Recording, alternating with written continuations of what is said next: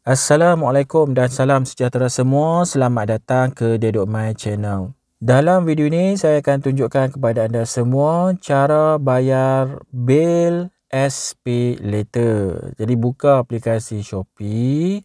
Kemudian tengok kat bawah kanan ada menu Mi. Tekan pada menu Mi.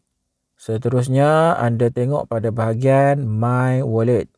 Okey, tekan pada menu SP Later.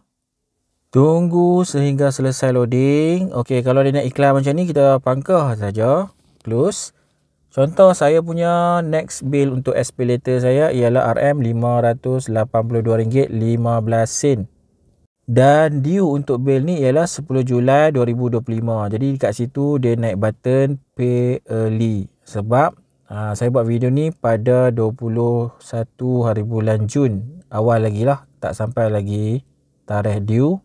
So button dia naik Pay Early. Okey, tak apa, kita bayar awal lagi bagus. Tekan je Pay Early. Kemudian kat sini kita akan dapat semua senarai payment ataupun bil yang perlu kita bayar.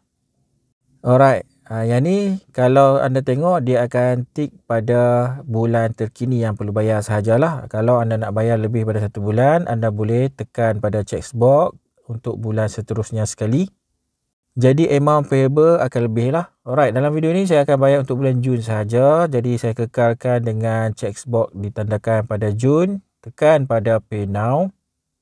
Kemudian dekat paparan amount to pay ni, kita boleh pilih payment method. Kaedah pembayaran. Kalau anda perasan saya pilih Maybank to you kan. Boleh ubah dekat situ. Ada beberapa kaedah pembayaran yang kita boleh guna. Yang pertama credit/debit card. Yang kedua yang blur tu Maybank to you. Yang tu kalau kita link. Yang ketiga cash payment at physical store. Kalau tengok situ ada 7-Eleven sahaja. Kaedah keempat Shopee Pay Balance. Dan yang kelima online banking. Okey, online banking ni ada banyak bank yang support untuk pembayaran kepada SP Later Shopee.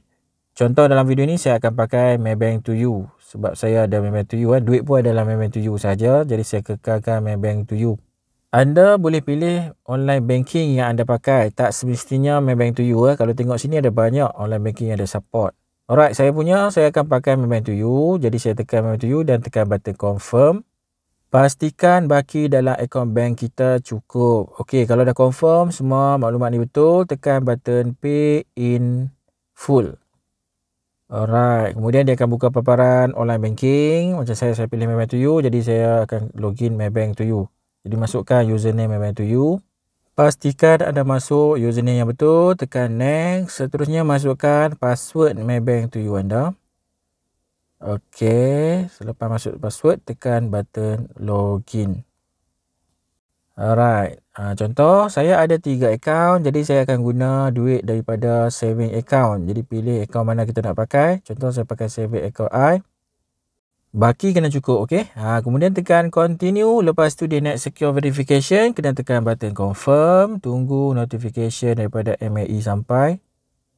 Dah dapat notification tu, tekan pada notification, dia akan buka secure to you. Ni untuk Maybank to you, dia panggil secure to you authorization. Pastikan dia naik betul lah SIM Money Capital Malay.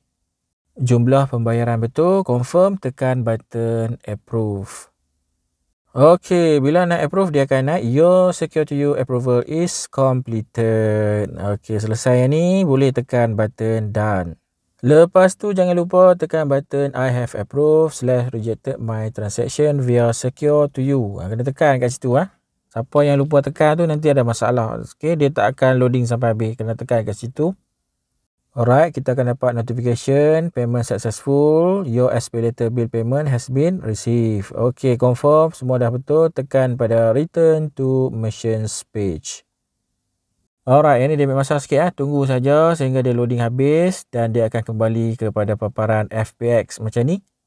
Kita boleh print receipt ataupun kalau tak nak print boleh sahaja kita terus tekan click here to complete your transaction.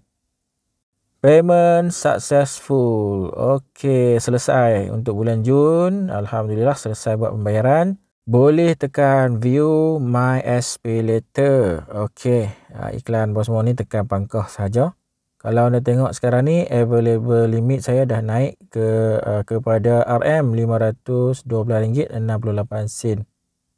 Okey, dan next bill kalau tengok kat situ, next bill 10 Ogos 499.40 sen. Okey, itulah dia cara macam mana nak buat pembayaran bil SPayLater Shopee. Jadi sekian saja untuk video kali ini. Terima kasih semua kerana menonton. Jangan lupa subscribe channel Dedok Mais. Assalamualaikum. Bye bye.